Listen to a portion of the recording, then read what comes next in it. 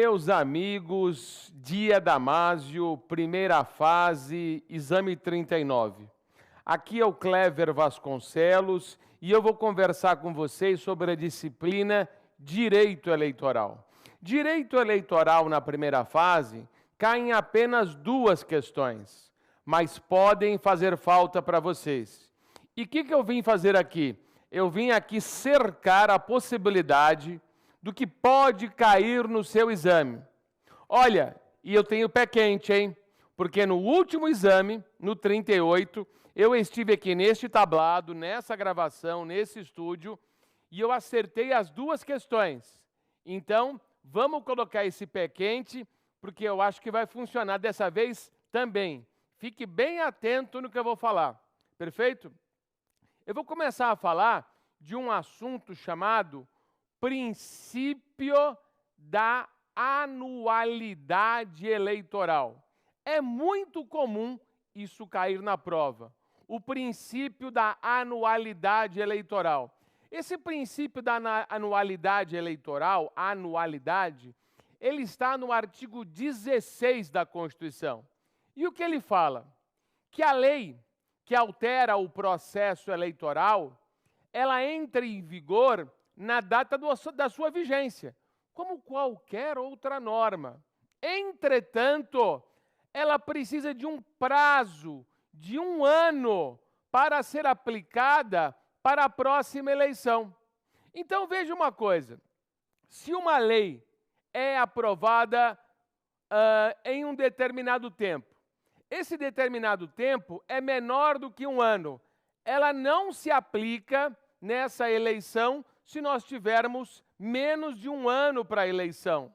Ou seja, é preciso que exista uma vacatio legis, um tempo de vacância de 1 ano para ser aplicada naquela determinada eleição. O que significa dizer o seguinte: se nós temos eleição no dia 6 de outubro de 2024, ano que vem, essa lei, para ser aplicada naquela eleição, tem que ser aprovada pelo menos até o dia 6 de outubro de 2023. Já passou o prazo.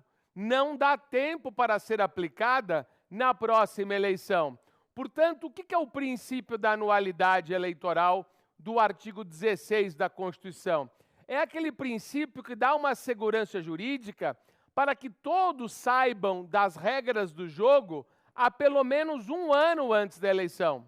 Qualquer norma que seja, lei complementar, lei ordinária, ou até mesmo uma PEC, uma proposta de emenda constitucional, tem que ser aprovada há pelo menos 1 ano antes da eleição para surtir efeito naquele pleito. Essa é uma questão muito comum, é básico no direito eleitoral. Tá claro? Então, grave bem isso. Princípio da anualidade, chamado princípio da anualidade eleitoral, que exige que a norma eleitoral seja aprovada há pelo menos 1 ano antes da eleição para surtir efeito naquela eleição. Naquela eleição. Tá legal? Bom, superado esse ponto, essa primeira dica, vamos para um outro assunto. E um assunto que eu acho importante. Se você estiver anotando, anota aí. Se você estiver gravando, presta bastante atenção. Que são as denominadas ações eleitorais. Isso é trabalho do advogado. Ações eleitorais. Nós temos basicamente, eu vou dizer para vocês aqui, basicamente, 3 ações eleitorais. Tem mais, mas essas 3 são as principais. São as 3 que mais caem. Você vai anotar o nome delas e eu vou explicar uma a uma para você. Anote aí. Primeira ação eleitoral. Ação de impugnação ao registro da candidatura. Ação de impugnação ao registro da candidatura. A famosa AIRC. O que é essa ação? O que visa essa ação? Essa ação, ela visa a constatação de alguma ausência de condição de elegibilidade para aquele determinado candidato. que não tem condição de disputar a eleição. Por exemplo, ele não tem filiação partidária há pelo menos 6 meses antes da eleição, que é uma das condições de elegibilidade. Ele não tem domicílio eleitoral na circunscrição que ele se candidata há pelo menos 6 meses antes da eleição, que também é uma condição de elegibilidade. Aí o que se faz? Entra-se na justiça para que o registro daquela candidatura não prospere, não tenha registro da candidatura e essa pessoa não possa participar da eleição. Essa é a AIRC. Agora vem cá, quem pode ajuizar essa AIRC? Quem pode promover essa ação de impugnação ao registro da candidatura? Anote aí, qualquer candidato, qualquer partido político, qualquer coligação partidária e também o Ministério Público Eleitoral. Esses são os legitimados ativos para propor esta ação. Olha, que fique claro uma coisa, você vai propor essa ação contra aquela pessoa que quer ser candidata. E só contra aquela pessoa. Ah, mas Clever, na chapa tem o presidente e o vice. Eu preciso colocar o vice como litisconsórcio passivo necessário?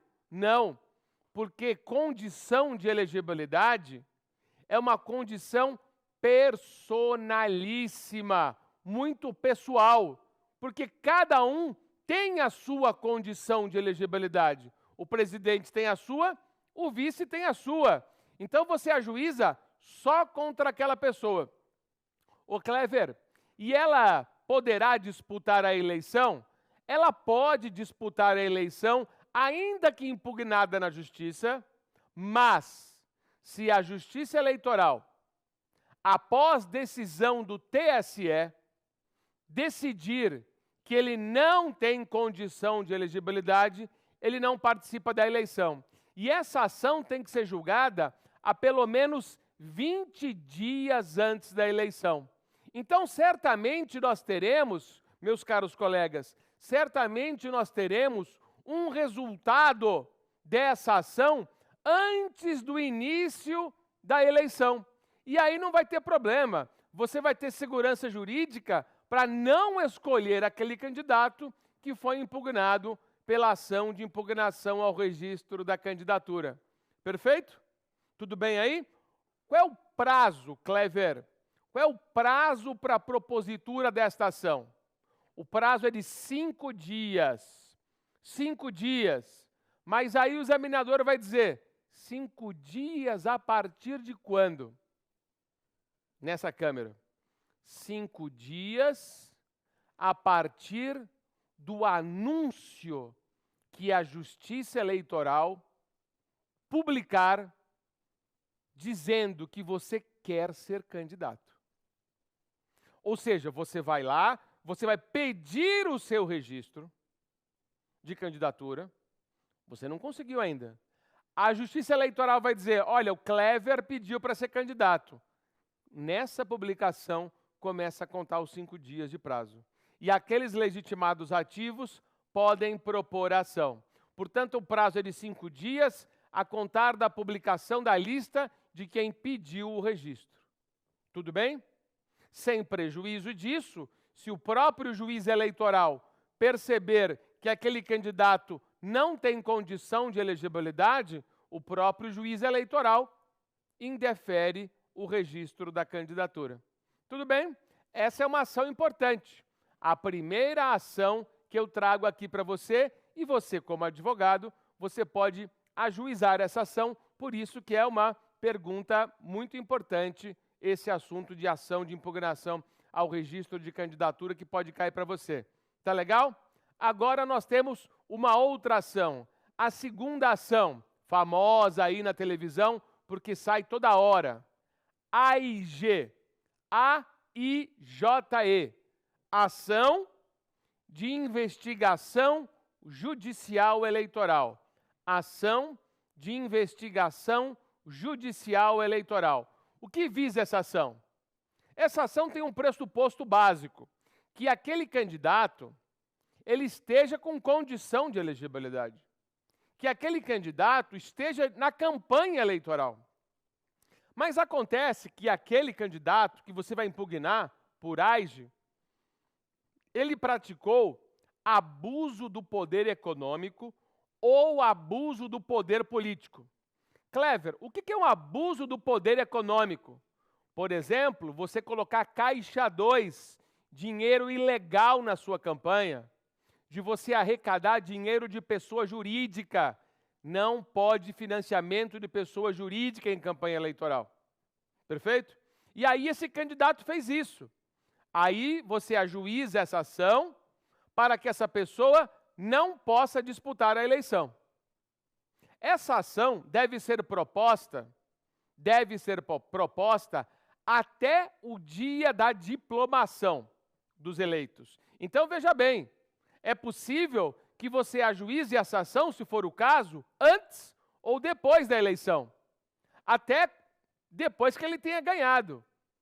Mas tem que ser ajuizada até o dia da diplomação. Sem prejuízo disso, se a Justiça Eleitoral julgar esta ação, pelo menos até o TSE, essa pessoa, se ganhou o diploma, vai ter o diploma cassado.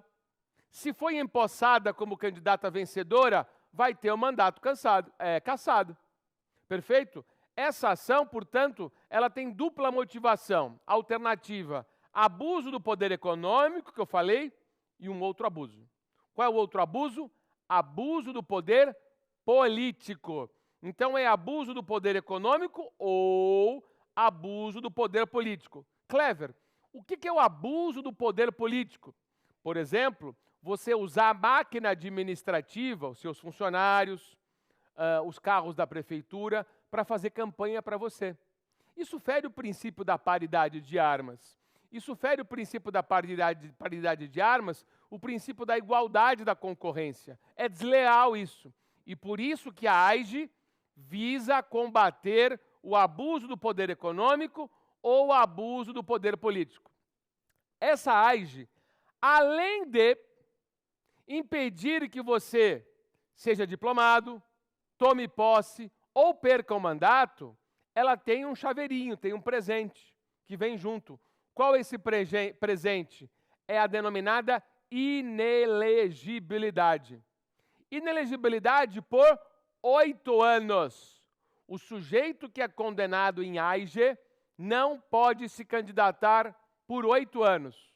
Não pode se candidatar por 8 anos a partir do dia da eleição, que deu causa ao abuso, ainda que a ação seja julgada depois. 8 anos a partir daquela eleição, ele ganhando ou perdendo, e a ação sendo julgada em qualquer momento. O ideal é que essa ação seja julgada definitivamente até o dia da eleição, mas não dá tempo, porque ela pode ser ajuizada até a diplomação. E todos vocês sabem que a diplomação ela se dá depois da eleição. Tudo bem? Tá legal? Essa é a AIGE. Essa AIGE, ela pode ser proposta pelas mesmas pessoas que promoveram AIRC, partido político, candidato, coligação partidária e Ministério Público Eleitoral. O eleitor não pode, viu? O eleitor não pode, ele não está legitimado ativo. Tá legal? Essa é a famosa AIGE, tá bom? E aquele que concorrer numa chapa majoritária, vice-presidente, vice-governador ou vice-prefeito, também recebe como pena a inelegibilidade por 8 anos, porque aí há litisconsórcio passivo necessário, porque a chapa toda recebeu essa vantagem dessa ilegalidade, do abuso do poder econômico ou do abuso do poder político. Tá legal?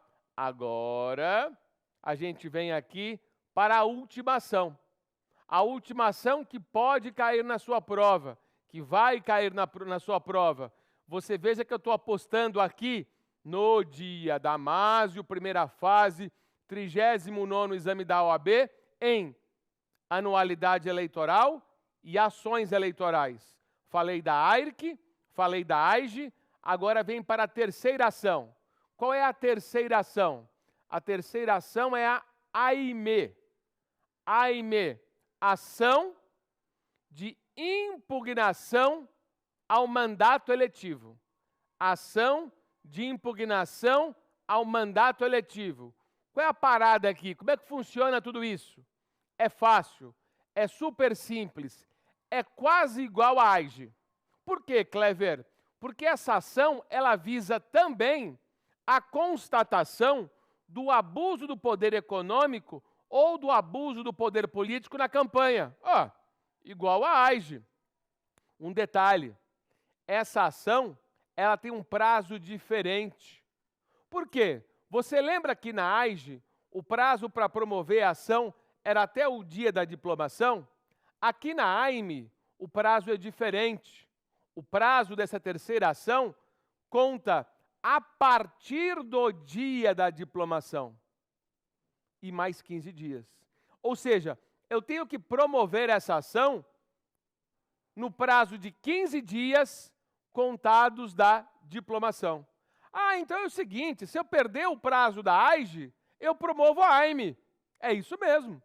É isso mesmo. Os legitimados ativos são os mesmos, a causa de pedir é a mesma e o pedido é o mesmo. Então não tem problema. A AIME é como se fosse uma prorrogação da AIGE. Você tem aí um prazo de 15 dias após a diplomação, com um detalhe. Com um detalhe. Qual é esse detalhe, Clever? Isso pode cair. É a denominada potencialidade lesiva. Eu vou repetir. Potencialidade lesiva. O que é essa potencialidade lesiva? Essa potencialidade lesiva é a seguinte. Se você descobrir o abuso do poder econômico, se você descobrir o abuso do poder político, beleza. Só que você tem que provar na AIME uma coisa diferente da AIGE. Qual, Clever? A potencialidade lesiva. Como assim? Explica direito para mim. Como é que eu tenho que provar isso na AIME? É o seguinte, eu tenho que provar que aquele abuso do poder econômico ou aquele abuso do poder político influenciou no resultado da eleição. Como é que o abuso do poder econômico ou o abuso do poder político influenciou no resultado da eleição? Sim. Dá para você dar um exemplo? Pois não, estou aqui para isso.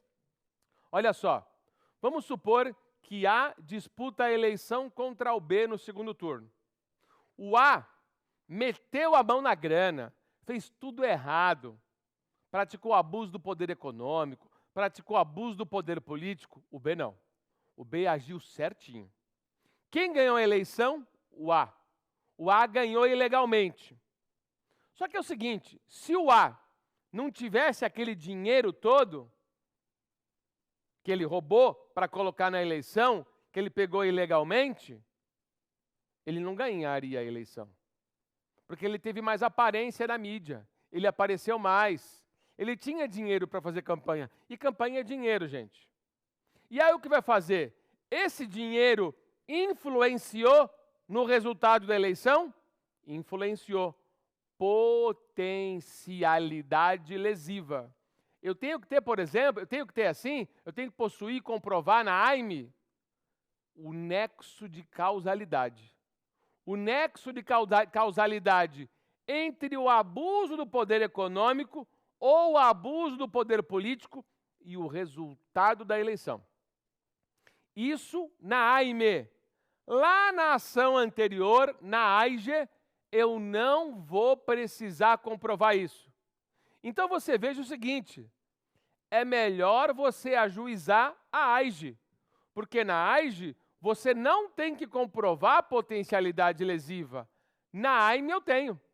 Na AIME eu sou obrigado. Ou seja, perdeu o prazo da AIGE, vai ter que provar uma coisa difícil, que é a potencialidade lesiva. Mas as duas ações servem para a mesma coisa, o mesmo objetivo, impedir que aquele sujeito que praticou o abuso do poder econômico, o abuso do poder político, tome posse, exerça o mandato. Se está exercendo e a ação é julgada procedente, a pessoa perde o mandato eletivo e aí se faz uma nova eleição porque o vice vai junto. Porque é o abuso que favoreceu não o titular, mas a chapa. Não dá para cindir o voto numa chapa majoritária. Você elege o presidente e o vice. Você elege o governador e o vice. Você elege o prefeito e o vice. Se a chapa cai, se o candidato caiu, o vice cai junto. Porque ele recebeu, goste ou não, o benefício do abuso do poder econômico ou do abuso do poder político que deu ensejo a AIME ou AIGE. Tá? Detalhe. Outra distinção que eu quero fazer entre AIGE e AIME. A AIGE não corre em segredo de justiça. AIGE, a primeira ação lá do abuso do poder econômico, não corre em segredo de justiça. A AIME corre. A AIME corre em segredo de justiça. Pô, Clever, mas é uma baita sacanagem, uma ação eleitoral em segredo de justiça? Calma que eu vou resolver isso. Calma que a gente resolve aqui, no Damásio a gente resolve tudo. Olha só, a tramitação da ação é em segredo, mas o resultado do julgamento não. O resultado é público, porque você aprendeu lá em direito constitucional que todo julgamento deve ser público. Não existe julgamento secreto. Então, o resultado da AIME é publicado e todo mundo fica sabendo. A AIGE, o pessoal sabe desde o início.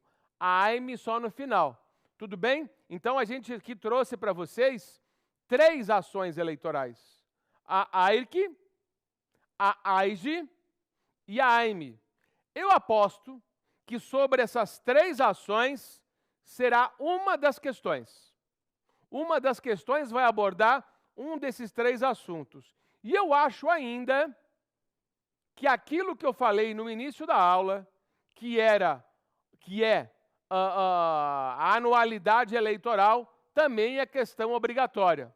Portanto, meus colegas, aqui no Dia Damásio, aqui na nossa aposta, aqui no nosso evento, na nossa preparação das principais disciplinas, e obrigado por chamar a minha de principal, o coitadinho do direito eleitoral, está aí a dica para você. Está aí o caminho da aprovação. Olha, eu vou dizer uma coisa para vocês. Eu já sentei nessa cadeirinha que você está sentado, eu já fui aluno do Damásio. Aqui no Damásio, como aluno, eu tinha alguns cabelos aí, né? Aqui como aluno, eu passei no exame da OAB e depois ingressei no Ministério Público. Então você veja que eu sou da casa, eu senti na pele tudo o que você está sentindo. E quero dizer uma coisa para vocês. Prova é estado de espírito. Prova é tranquilidade. Você não sabe tudo, você nunca saberá tudo, nem eu sei tudo, nem os meus colegas professores. O que eu quero dizer para você é que você vai entrar na prova com o que você sabe e da melhor forma possível você vai responder os testes. Sem qualquer desespero, com absoluta calma. Aqui no Damásio, nós estamos preparados nas nossas aulas, dos nossos cursos, inclusive depois de aprovado, você faz as nossas pós-graduações, eu vou indicar a minha pós-graduação de Direito Eleitoral, e aí é sucesso, é só alegria, tá? E que fique bem claro uma coisa, aqui no Damásio tem evento de correção, nós estaremos aqui corrigindo as provas e resolvendo para você, para que logo de início você saiba tudo que você acertou lá no Direito Eleitoral, tá bom? Fica o meu grande abraço e boa sorte aí no Direito Eleitoral. Tchau, tchau.